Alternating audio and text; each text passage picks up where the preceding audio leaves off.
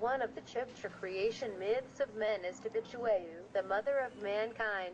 Muscast mythological narratives indicate that in regions near Tunja was a Guac lagoon, whose waters emerged by Chue at a halo of light that made the earth to shine. The female goddess took him by the hand to a 3-year-old who dropped the mountains and on the plain, where later the people of Iguac emerged, built a hut, which became the first home of the Muisca and Boyaca. When the child grew in its development, natural, the Chue married him, also performed the first marriage Chibcha. This marriage was so important and so prolific and fertile woman in childbirth each had 4 to 6 children, which soon filled with people on earth. This is the origin of mankind. Chibcha, the Chue and her son and husband were traveling everywhere, leaving children at all. When they were old, called their descendants and were escorted to the Lagoon Iguac, their place of origin. Their Bichue made them a final talk, exhorting them to peace, after which they parted and became 2 snakes that were submerged in the lake, which has since become Chibcha Sanctuary. Muscas made pilgrimages to sacred Bohayos Bichue dedicated to the goddess and her husband, who appears in some chroniclers as Iguac or Labac. These 2 huts of worship communicated with each other.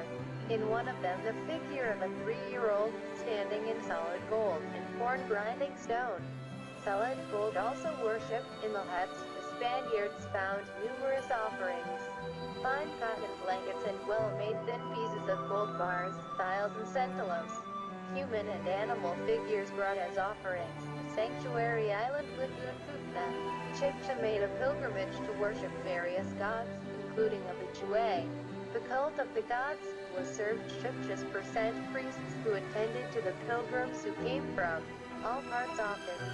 Here was located one of the QCAS, or seminars for the training of Chibcha's sheiks. The Chibchi Bichue myth represents the dualism between Mother and Mother Earth. Water is the most important among indigenous Colombians, which remains in the mindset of the people of the Altiplano Cundiboy, since some mythic survivals in their traditions and beliefs. Feminine myth.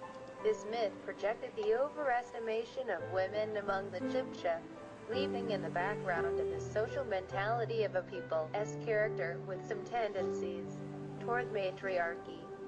The social organization Chibcha clans were linked through the mother, so men and women belonged to the clan through the female line.